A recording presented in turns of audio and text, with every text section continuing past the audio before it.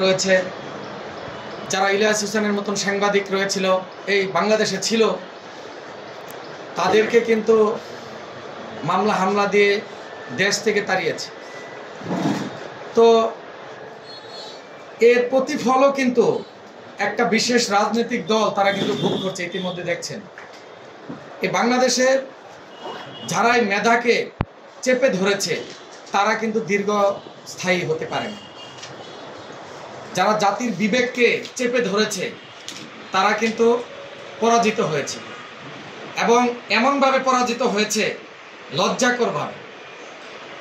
তো এখনো যারা সাংবাদিকদের উপর, যারা মূলধারায় কাজ করে, যে সে সকল সাংবাদিকদের উপর বিদ্বেষমূলকভাবে তাদের উপর ঝাঁপিয়ে পড়ে অন্যায়ভাবে, আপনারা দেখছেন গত 5 তারিখ সুপ্রিম কোর্টের মতো একটা জায়গায়, যেখানে একটা রায়কে কেন্দ্র করে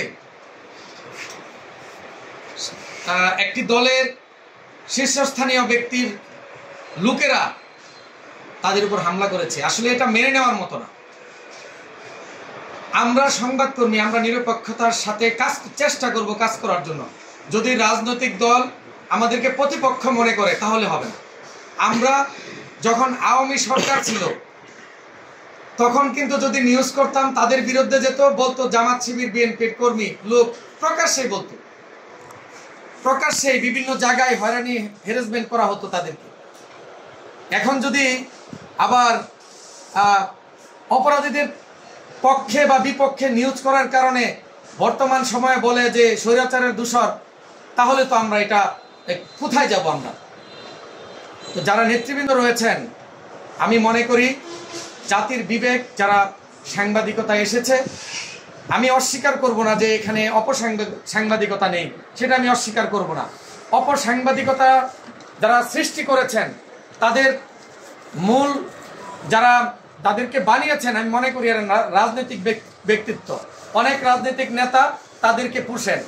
আমরা দেখেছি বিভিন্ন সময় এই শ্রীপুর প্রেস ক্লাব সহ বিভিন্ন ক্লাব সংগঠন, বিভিন্ন রাজনৈতিক দলের ছত্রছায়ায় তারা এখানে থানার মোড় দখল করেছে, তারা প্রেস ক্লাব দখল করেছে, তারা বিভিন্ন অফিস আদালতে যায় পরিচয় দিয়েছে যে আমরা আওয়ামী লীগের। তারা গোয়েন্দা সংস্থা ডিজিএফআই, এনএসআই, ডিএসবি এদেরকে দিয়া তালিকা করেছে। আপনার দুঃখের বিষয়, এখানে এই যে জহিরুল, তাকে 1 নাম্বার তালিকা দিয়েছে যে জামাত শিবিরের কর্মী। আমি আলফাত সরকার, আমাকে দিয়েছে 4 নাম্বার। আমরা নাকি জামাত শিবিরের লোক। গোয়েন্দা সংস্থা ডিজিএফআই, এনএসআই, ডিএসবি এই তালিকা বানিয়ে উপরে পাঠিয়েছে। আমাদেরকে বিভিন্ন অফিস আদালতে ঢুকতে দেয় নাই, বিভিন্নভাবে হয়রানি নির্যাতন করেছে, এবং আইন শৃঙ্খলা মিটিং সহ বিভিন্ন মিটিংয়ের চিঠি আমাদের বন্ধ করে দিয়েছে। কেন? আমরা নাকি জামাত শিবিরের, এবং তাদের একটা তালিকা প্রত্যেক দপ্তরে থাকতো। আশ্চর্য হবেন, এই তালিকা এখনো আছে আমাদের কাছে এখনো আছে। তো আমি আশা করব এখনো যারা বিএনপির সিনিয়র নীতি নির্ধারক, আমরা চেষ্টা করে নিরপেক্ষতা বজায় রাখার জন্য, কাজ করার জন্য। আর যারা অপসাংবাদিকতা করে, তারা বিভিন্ন সময় বিভিন্ন নেতাদের কাছে যেয়ে তাদের পরিচয় সাংবাদিকতা দিয়ে, তাদের ছবি পত্রিকায় দিয়ে তারা নিজেকে বাহবা নেয়, এবং তারা অপকর্ম করে, তারাই বেশিরভাগ অপকর্ম করে। আপনারা এটা একটু নজরে দেখবেন যে কারা আসে, কারা মূলধারায় থাকে, কারা সাংবাদিকতা করে, কারা অপসাংবাদিকতা করে। তাদের জন্য কিন্তু মূলধারা যারা, তাদের উপর হামলা হচ্ছে প্রায় সময়। তো আমি নেতৃবৃন্দকে যারা রয়েছেন, বিএনপির যারা রয়েছেন, তাদেরকে আমি সম্মান শ্রদ্ধা জানাই। যারা বিএনপির নীতি নির্ধারক, তারা সাংবাদিক বান্ধব, এবং তারাও চায় শৃঙ্খলা ফিরে আসুক, মূলধারায় কাজ করুক। যারা সাংবাদিক রয়েছে তারা থাকুক, অপসাংবাদিকতা দূর হোক, এটা কিন্তু তারাও চায়। তো আমি সহকর্মী যারা আসেন, আমরা মূলধারা সাংবাদিকতা করি, সকলে মিলেমিশে থাকি, ঐক্যবদ্ধ হই। ঐক্যবদ্ধ হওয়ার যে বিলাল ভাই বলেছেন যে ঐক্যবদ্ধ থাকলে আসলে অনেকেই অপকর্ম করতে পারবে না।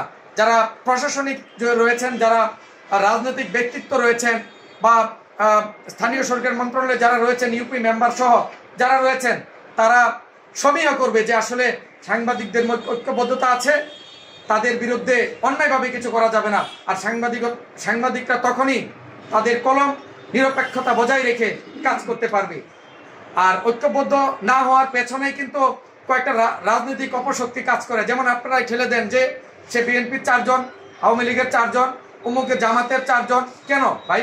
আমরা আসেন সাংবাদিকতা করি, যারা রাজনীতি করে তারা রাজনীতি করবে, তাদের অনেক সময় ভুল ত্রুটি থাকে, আমরা সেটা তাদের সাথে যোগাযোগ করে যে ভাই আপনার এই কাজটা ভুল হচ্ছে, একবার দুইবার আমরা একটু তাদেরকে জানাবো।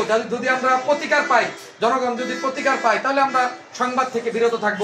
আর যদি দেখি না এটা পরপর হচ্ছে, তখন আমরা এটা নিয়ে সংবাদ করব। তো যাই হোক, আমার কথা দীর্ঘস্থায়ী করব না। এখানে বিলাল ভাই রয়েছেন, উনি জহিরুল বলেছেন যে সাংবাদিক বান্ধব নেতা আমরাও চাই। যারা সাংবাদিক বা জাতির বিবেকের পক্ষে থাকে, জাতিকে উচ্চ শিখরে নেওয়ার জন্য সাংবাদিকদেরও কিন্তু ভূমিকা আছে।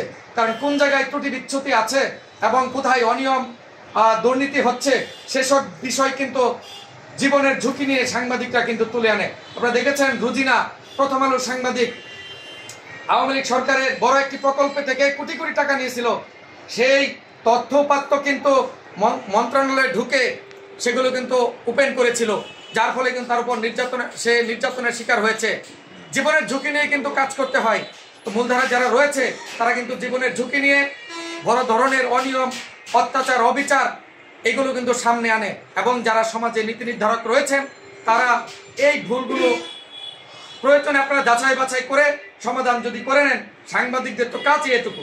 সাংবাদিকরা কখনো কাউকে আটক করতে পারে না বা কাউকে মুক্তি দিতেও পারে না, কিন্তু তারা লিখনির মাধ্যমে সকলকে জানাতে পারে, অবগত করতে পারে। সবশেষ আমার সহকর্মীবৃন্দ সকলের কাছে সহযোগিতা চাই, পারস্পরিক আন্তরিকতা, সহযোগিতার মাধ্যমে আমরা নতুন করে আবার একটি দেশ গঠন করব। যারা নেতৃবৃন্দ রয়েছে তাদেরকে সহযোগিতা করব, উন্নয়নের পক্ষে থাকব। সকলকে ধন্যবাদ। আর আরেকটা বিষয়, এই যে সারা দেশে যে সকল সাংবাদিক নির্যাতনের শিকার হয়েছে, তাদের যারা করেছে এর পেছনে যারা দায়ী, তাদেরকে সামনে এনে আইনের আওতায় এনে শাস্তি দেওয়ার জন্য দাবি জানাচ্ছি। সকলকে ধন্যবাদ। আসসালামু আলাইকুম।